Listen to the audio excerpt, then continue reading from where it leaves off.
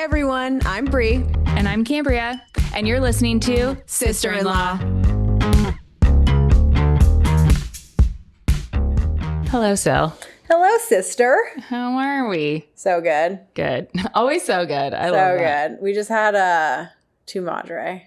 Tacos tu madre. So we're a little sleepy because we just ate. Yes. But we're gonna pump up the energy. For sure. I guess. Yeah. I'm pretty excited. We're going next week to our good friend Kelly's wedding. Yeah. And this upcoming weekend is your baby shower. It's happening. I know. We've got family coming into town. We got to pump up for that for sure. We got the moms. We got the dads.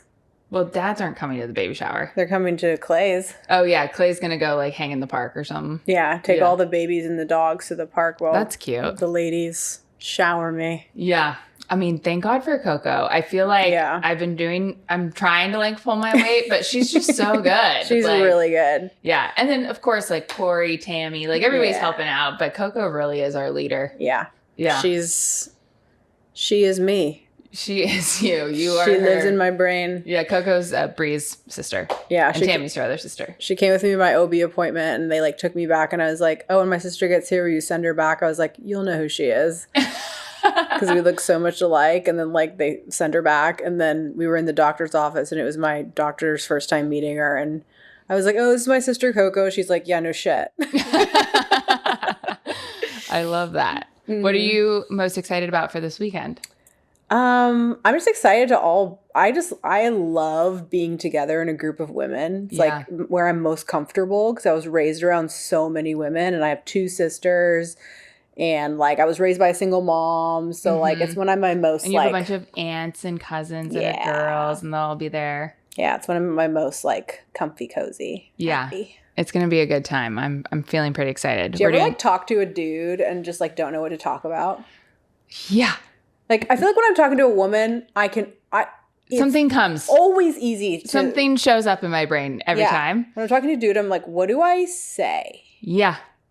I'm like, sports ball? Yeah. Have you seen the stocks?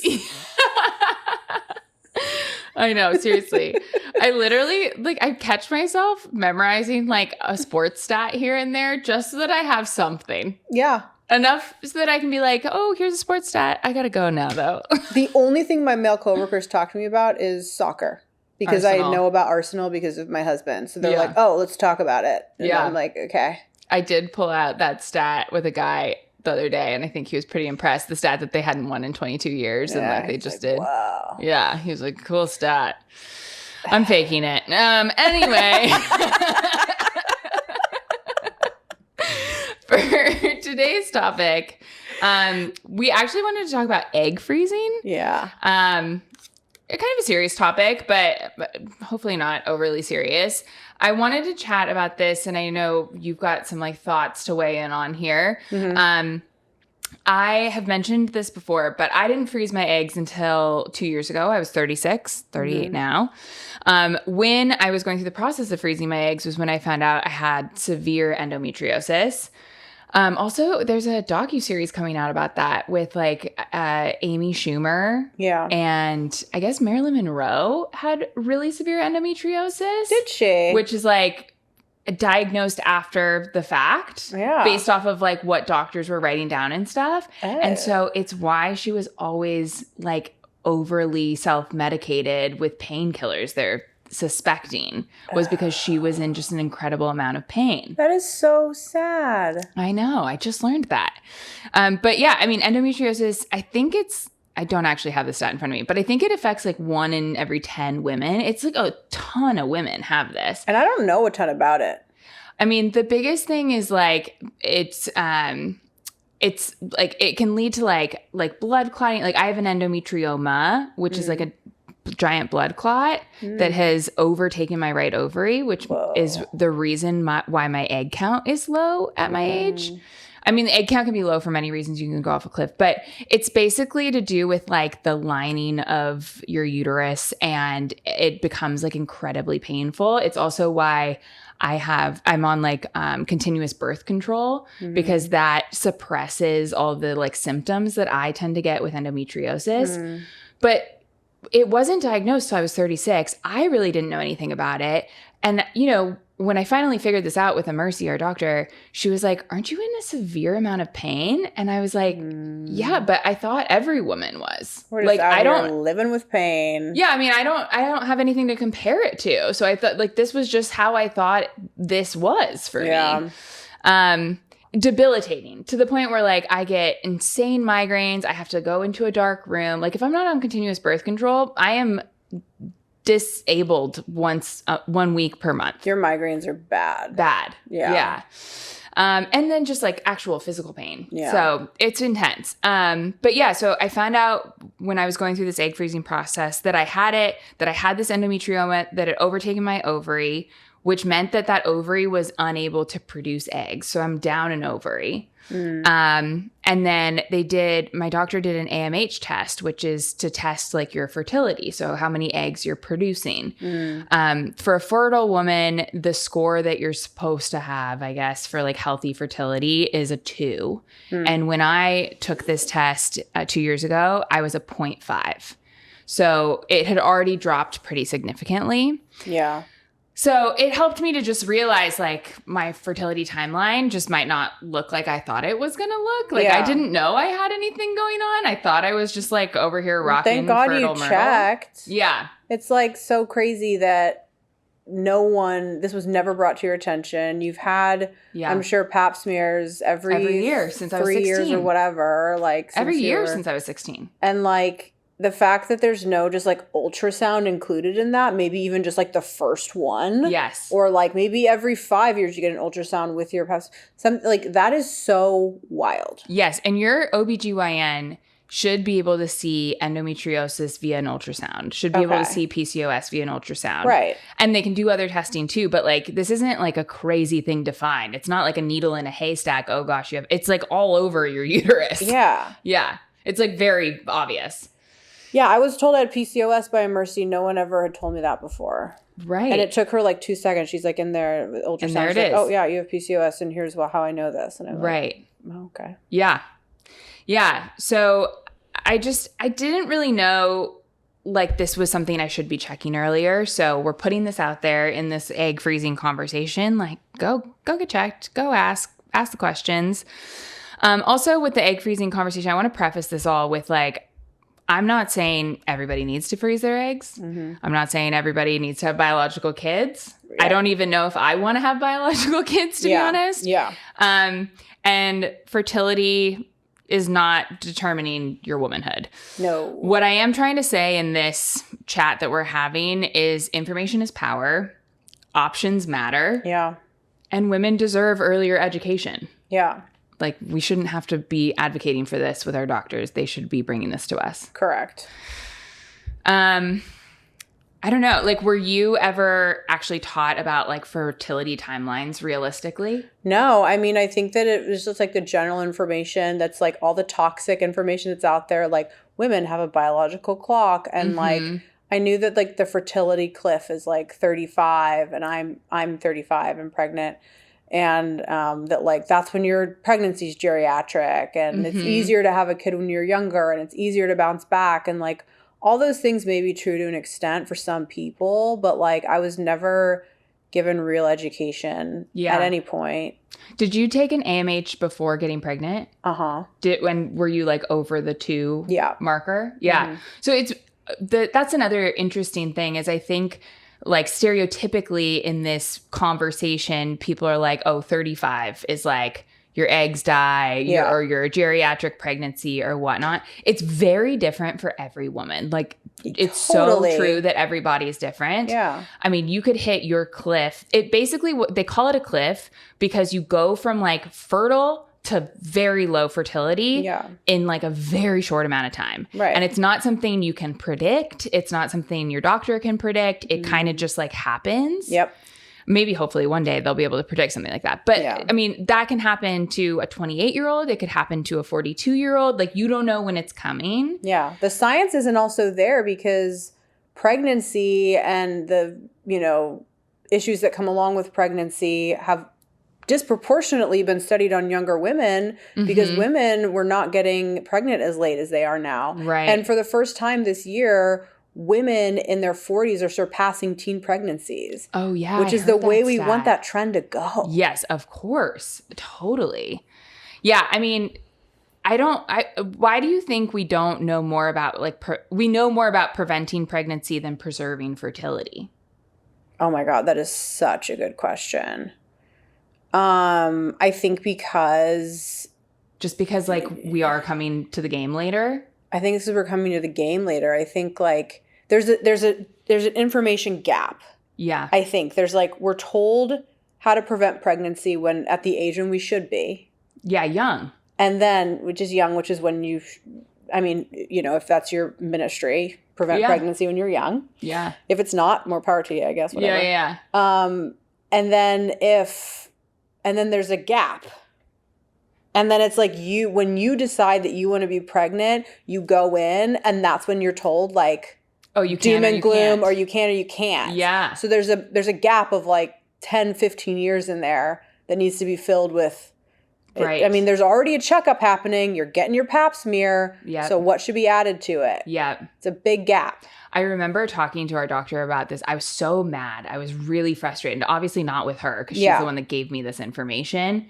But I was like, how am I just learning this shit when I'm 36? Insane, especially because all the symptoms that could have been like prevented for you, all the pain and discomfort. And the AMH. Nobody's ever offered. I'd never heard the acronym AMH before. Me either. And she was like, Cam, unfortunately, like it's been a pattern in this industry that these tests aren't done until somebody raises their hand saying, I want to have a baby. Right. And then which is not what I was doing. Thank God we found this doctor. Because I didn't go in there saying, like, I want to have a baby. I went in there saying, I want to check my hormone. I didn't even say that. I just said, like, I feel like my body's out of whack. And I've heard that you're the doctor for this. Help me out, sister. Yeah. And boy, did she. She did. But then, so after that initial conversation, she was like, you should consider freezing your eggs. Yeah. So that's kind of like how I got into all of this. I guess what I wish more women knew earlier was that you can make informed decisions with you can't make informed decisions with information that you don't have. Yeah. So if you're listening to this, maybe you've already had your kids. Maybe you're one of our family members that's already down that path. But you know, younger women, I wish I could go back in time and freeze my eggs earlier. Yes. And I had access to do it. Yeah. It's expensive. So, like, not everybody has access to do this. Yeah. It's actually something I want to look into of, like, can we help women without the financial means? Yeah. Like, could we help raise some money there or something along those lines? Because I think they need to have the options. Absolutely. But, yeah, I was talking to another friend of mine who was like, hell, if I ever have a daughter, I'm going to, like, gift this for her, like, high school graduation or college graduation to her, because then she never has to worry about it. Like, she's just got eggs on ice no matter what happens. Because when you're young, you've got so many eggs. Like, you're so fertile at that point. And it takes the pressure off dating and, like, that imaginary clock that's there. Like, then you can really just focus on whose company do I enjoy and, like, who would make a good life partner. Take not your like, time, I need to find one now. If biological children is something that you want, that's when the pressure's on. And I think it's nice, even if you don't know if it's what you want. Yeah. Like, okay, so worst case scenario, you did spend a significant amount of money preserving it as an option, and then you just get rid of it. If you don't need it and you don't want it later, then fine. Yeah. Another thing that's important to note is that egg quality goes down over time. Yes. So, like, I have had friends who have been able to produce a lot of eggs. They've gone in for egg freezing and they've gotten plenty of eggs, but then only like a very small fraction of them actually make it through the freezing process because the quality is so low. Yeah. So the earlier this, like, moral of this story is, like, the earlier you can do it, if you want the option available to you later, the better. Yeah. You have more, your recovery time's easier, and the quality is stronger. Yeah, the egg quality is huge. Like, you know, 35 plus, like, the risks of issues with the fetus go up. And that is actually, like, not made up. That is true. Yeah. And so knowing that you have healthy eggs younger is just, like, a nice thing to know if you think potentially you could want children of your own. Totally. And all this isn't meant to scare women. Yeah. I think plenty of women conceive naturally later in their lives. This is more just about having the data. We're always obsessed with having the data. So like, let's get it, you know? Yeah. The general stats to know are fertility usually begins declining more meaningfully in your mid-30s. Egg quality declines with age, like we just said, not quantity necessarily. Many women underestimate fertility decline timelines. Oh, and I did have the stat. Endometriosis affects 1 in 10 women. And it's usually later diagnosed later in life. That is so crazy because like people suffering with like debilitating migraines and symptoms just like. I just thought it was me. I was like, I need to go to a neurologist. Crazy. You know? And I did. I went to a neurologist. I got like pretty hardcore migraine medication. And like it helped with the migraine, but it gave me worse other symptoms. I was like always nauseous and stuff. So like it wasn't actually helpful. Let's talk about what egg freezing is like. Yeah. You haven't frozen eggs yet. No. And you might not need to. Perhaps not. Yeah. Okay. So for me, every experience again will be different. I had to take hormones ahead of time. For me, that was the worst part. Yeah. I had to take, what's our main female hormone? Estrogen.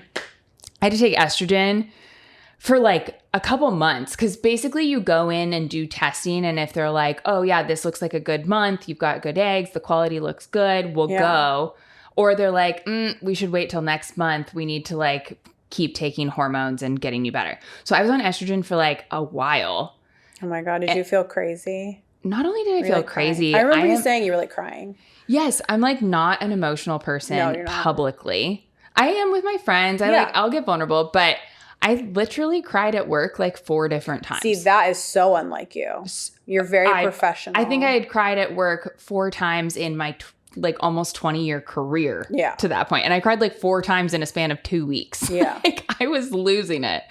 So that was my least favorite part. At least like physically. I wonder if it's similar to like being pregnant.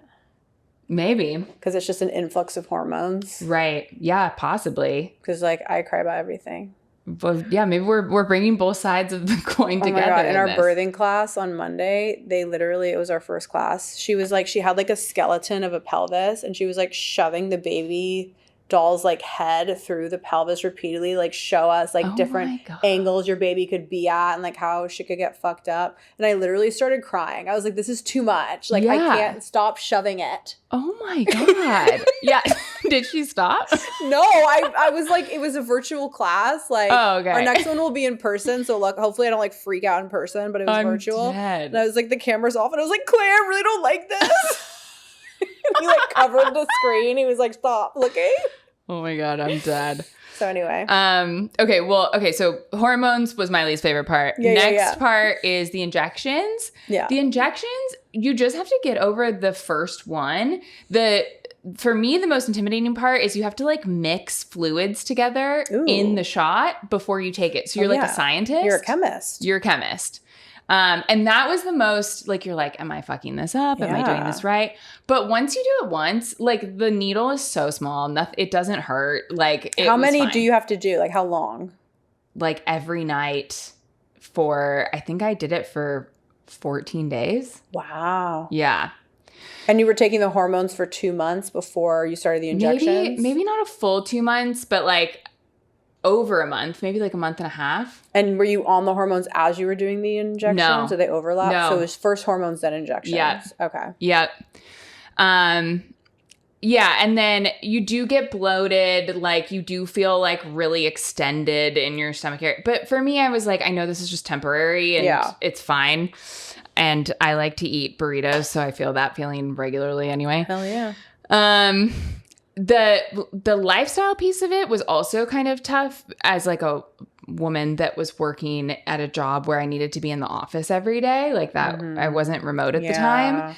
And you have to, when you're doing the injections, because basically what happens is you do these injections to like develop the eggs, mature the eggs. And then they give you once they're like ready to go, they give you a shot to stop your body from releasing the egg, which is what happens when we have our period. Oh, that's why you're all bloated. Which is why you're all bloated. But they have to do that like right before your body's about to release it because they needed it to be as mature as possible. And then you go in for the surgery. Okay. Like the next day. So this whole process is like a 2 month. It was 2 weeks of like injections. It's usually like around a 2 week. But I had to take hormones before, and I was doing acupuncture before to help with the quality of the eggs too. Oh, okay. But yeah, so during that 2 week span of time, you go in every other day. And like the fertility clinic I was going to was in Beverly Hills, which is like not very close to where I live in LA. Yeah. And so it's like, it's tough. You're like, I have to like try and schedule meetings later. I'm going to be late to work. I'm trying to get like the earliest appointment they have available. And like, I have to go every other day. It's like kind of rough. Gnarly. The retrieval procedure, piece of cake. Yeah, I was so worried about that. It was so easy. Allie Winston took me, my dear friend. Shout out Allie. And I mean, I think it was like a 15-20 minute procedure. They fully knock you out. Chill. I'm pretty sure they gave me like fentanyl or something. Load me up, sister. Yeah, I came out like cracking jokes. It was like a piece of cake. It was totally fine. Were you in pain after? Were you like crampy? I wasn't. No. I don't remember. I remember it feeling like pretty simple and easy after. It was just the hormones that I had to take and the time of like getting back and forth and like having to be at the doctor's office all the time that was the hardest. Dude, women deal with so much. A man could never keep that many appointments. Never. I know. But I've also had friends who have had like very intensive pain and like depression and whatnot after doing the procedure. So again, every woman's different, you know? Is it because of like the hormone crash? Right. Yeah. That's tough. Yeah, totally. So yeah. And then afterwards, basically what they told me before going in was we want to try to get 14 eggs. Yeah. Because of like the ratio of how many end up working out. Yeah. I got 7 and it was half of what they were suggesting. But 7 were deemed like of quality, were frozen. And then they were like, but we should do it again. And we should do it again right now. And I was like, I can't do this again right now. Like I can't keep taking hormones right now. I feel like I just missed so much work. Yeah. I am tied to my work. You're like, I need a break. Yeah. And I don't want to just go straight into that. And you're also not someone who has like known forever that you wanted a biological child and like this is one of your big goals and dreams in life. It's more of like I want the option. Yeah. I want the option, but it's not something like, it's kind of a backup plan for me. Also though, if the man I end up with, it's really important to him, I'm not closed off to it by any means. So I want to have the ability to do it if that's the path I end up going down. I think it's so smart to frame it that way, to be like, I want that option if my partner is interested in it. I don't just want that to be completely off the table. Yeah. I think that's like such good forethought. And it just like keeps your net wider. Thanks. Yeah. Well, so this all came up, and the reason I want to talk about this was I recently had another doctor's appointment, and I was like, hey, can we pull my AMH scores again? Because I'm thinking about doing another round. Yeah. My new company does cover the cost. Amazing. The costs are expensive. So I'm like, I could do another round. And the doctor was like, it might not be worth it. You were at such a low score 2 years ago, but like, let's take your AMH test and see. So I've got some... And maybe all 7 would be viable. Maybe none of them would be viable. And so I'm waiting on those test results. I should be getting them next week. Okay. But all that to say, and you know, this is sensitive too. I know there are women out there, women might be listening who got less than 7 eggs, who got more than 7 eggs. This is tough. I'm trying to just be like really transparent and open with my experience here. Yes. And also if you are listening and you want to reach out and talk about this, like I'm more than happy to talk about it. But yeah, I think like I'm proud of myself for going through the process the first time. I'll be proud of myself for doing it again if it makes sense doing it again. Yeah. The other thing too that I want to call out is the pricing, which I've mentioned a couple times. I mean, this is an expensive thing to go through. The meds, everything. I mean, it can be anywhere from like $10,000 to $17,000. Yeah, it's elective. It's not considered Right. It's not covered. A lot of companies will put money towards it if you want to do it. They want to keep you working, so they'll like help you freeze your eggs.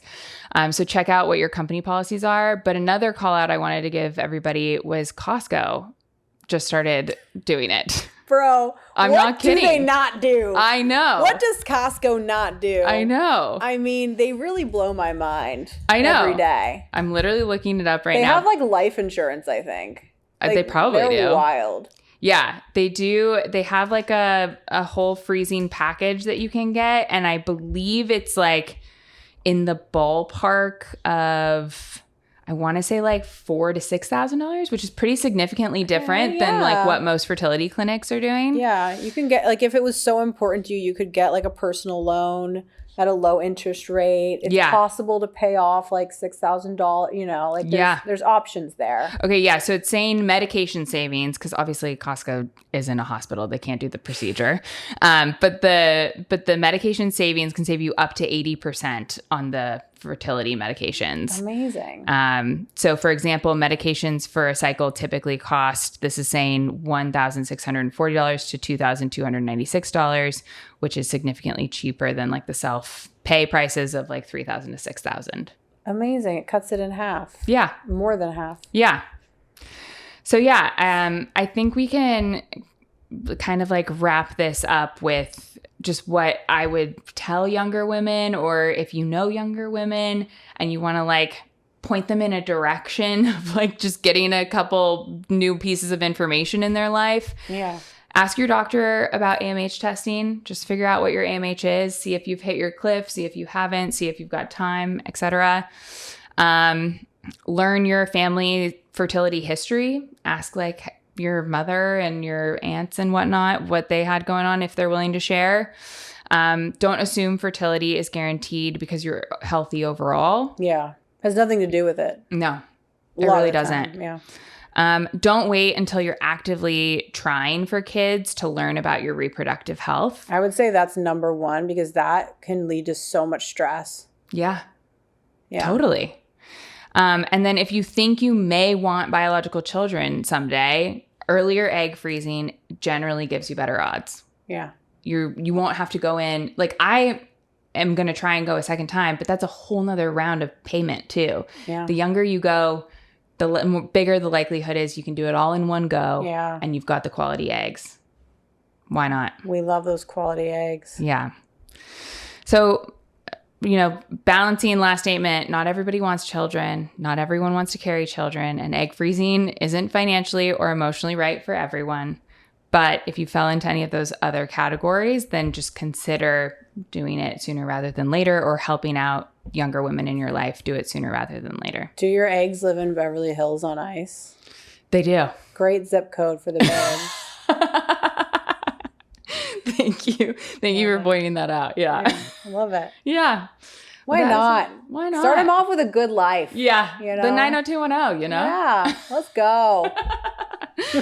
That's what we got for you today, everybody. Thanks for listening. Have a good one. Bye now. Bye. Thanks for listening to Sister-in-Law. If you enjoyed this episode, please leave a 5-star review to help get the word out about the show. And be sure to subscribe so you never miss another conversation. Special thanks to our producer, Pat Swoboda. We keep showing up and talking into microphones, and Pat somehow converts that into a podcast. Thanks, Pat.